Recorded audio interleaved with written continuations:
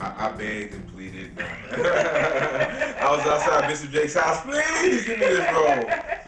No, you know what? It's Bishop Jakes has a 7-picture deal over at Sony. I have a relationship over at Sony as well. And when he took his project over there, they suggested me. He came out to New York. I was doing a play. Okay. David E. Talbert's Love in the Nick of Time, and he came out to see the play. We met for dinner afterwards, and we decided we'd be working together. Okay, so it worked out. Now, in terms of the book came out in what, 2005? I'm not sure exactly when the book came out, but it definitely was prior to the meeting and prior to the script, because there was a book, and I didn't read the book at that time.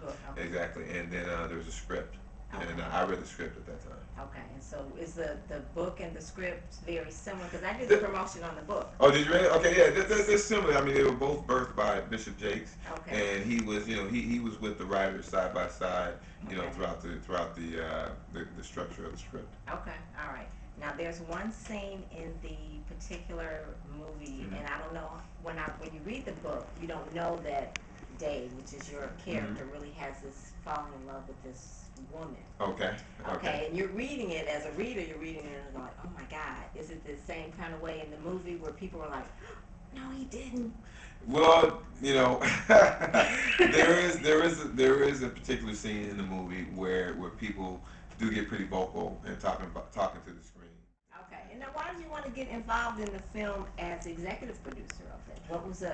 Is this the first time you ever been like executive producer on a film? Yes, on a film. Bishop Jakes allowed me the opportunity to to wear more hat, diversify. And I thank him for that opportunity.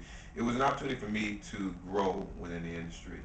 I've been an actor for many years. I've worked on several projects, but never behind the camera. Okay.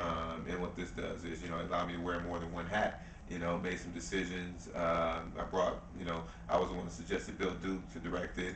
A couple of the characters in the movie, Kevin Hart, Wood Harris, Eddie Cibrian. Kevin Hart is a good friend of yours? Yeah, Kevin Hart's a good friend of mine. All right. We actually, as a matter of fact, there was a television pilot that I produced that I brought him on to do that, and it didn't work. So the older one? Well, hey, we gotta keep moving. I thought our chemistry worked, but the show just didn't get on the air. And he's a good friend of mine, and I knew he was perfect for the part. I have a lot of friends who are actors, but you have to be right for the part. Okay. So I called the people that I knew who were right for the part. Okay. Now Jennifer Lewis is perfect for the part. She plays a angry, black, bitter woman that hates all men. Well, distrust all men. Maybe hate is too strong of a word. Maybe distrust. Well, she distrusts some men. Basically, she's been scarred, for the relationship between her and her ex-husband, who happens to be, Taraji's father. Taraji Henson plays my wife, in the movie, and she's been scarred. So, throughout the course of Taraji's life, this is all the backstory. She's instilled in Taraji certain views on men. And it comes to a point, which is one of the most powerful scenes in the movie, one of the most powerful scenes I've seen in a movie in a long time, where Taraji finally confronts her mother about the way she's been raised and the way she's been raised to think, and it's just a powerful scene. Okay, all right. So I hear this movie is kind of been coined like a male version of Waiting to Exhale.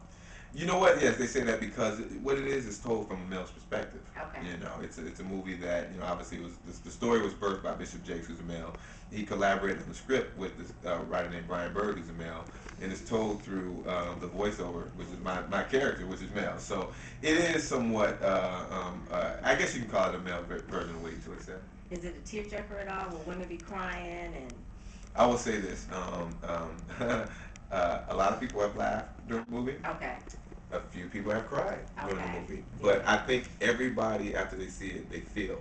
Okay. They feel. So it's one of those. What's the most different about this movie? Because I go to movies a lot, and it seems like I remember some of these issues in different parts of movies. The difference between this movie is told from a male's perspective. Oh, that's right. That's the difference. Right. The whole.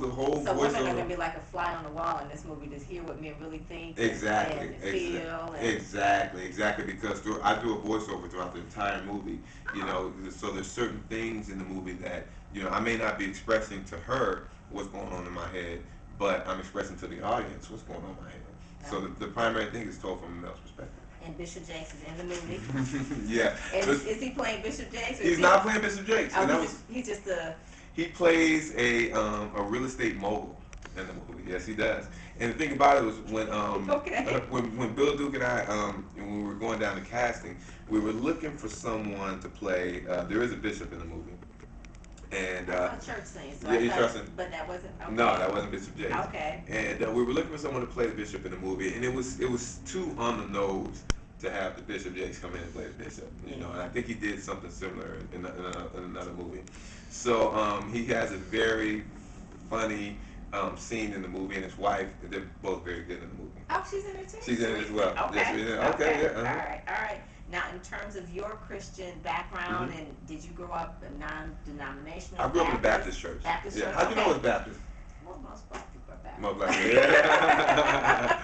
Now everybody's non-denominational. Non-denominational. Yeah. But yeah, I grew up in a Baptist church. Grandmama was Baptist, Mama was Baptist, and you Baptist. Exactly. Exactly. Yeah. I grew up, hating to go to church. What church was it? It was St. Andrews Baptist Church in Los Angeles. And as a kid, you don't want to sit in church. You know what I'm saying? And you can't move, fidgety, and it's hot or it's too cold. It's always something. And I grew up not wanting to go to church. And now, my kids. The thing about it though, when I grew up, I don't think we didn't have. We had Sunday school, but it wasn't every Sunday. We had to be in church every Sunday. It was a little different. But now, when we take our kids to church, there's a nice little section for the kids when they go to Sunday school, and they learn in a different type of environment than I had to go through when I was a child. Yeah. So you can see the whole transition of how your faith has grown by doing this movie, because you've been an actor and you've been doing stage and film and TV, but this is the first time really the hand of God has moved where you could be an executive producer. It really is. It really is. Do you kind of sit and think like, how'd that happen? It's almost like when Jennifer Hudson was in a movie and she was like, how'd I get here? How'd this happen? And she really does credit, like, God must have been moving here. It's like, it's your time, it's your season. Yeah, but you know what? I've credited God throughout my whole, career. I've been in this business almost 20 years now.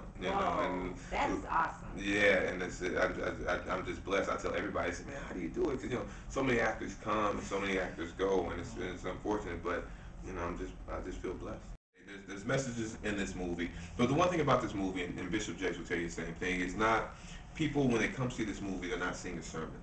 Okay. You're seeing a good movie, and if you follow the movie and you follow the characters, you would get a message through the entertainment. All right. Well, it looks like it's got a little bit of sex appeal on there. That's my body double. That's my body double.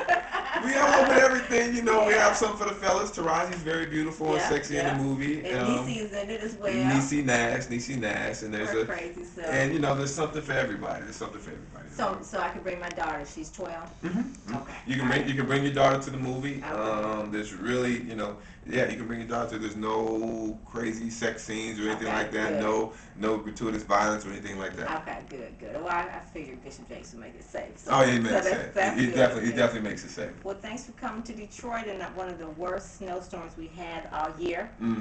Thank you for coming out. Yeah. Coming to see me in one of these worst snowstorms. Yeah. Thank you. Yeah. Well, we got another 3-4 months of this now.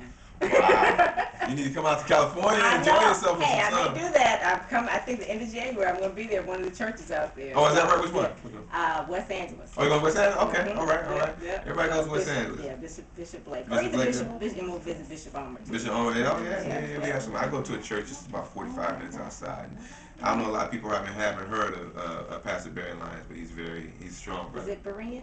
No. Barry Lyons. Barry Lyons, yeah. Living Waters. Okay. He'll be up there soon. Okay. All right, good. Well, thank you so much. Thank you very much. All right, God bless you. God bless you.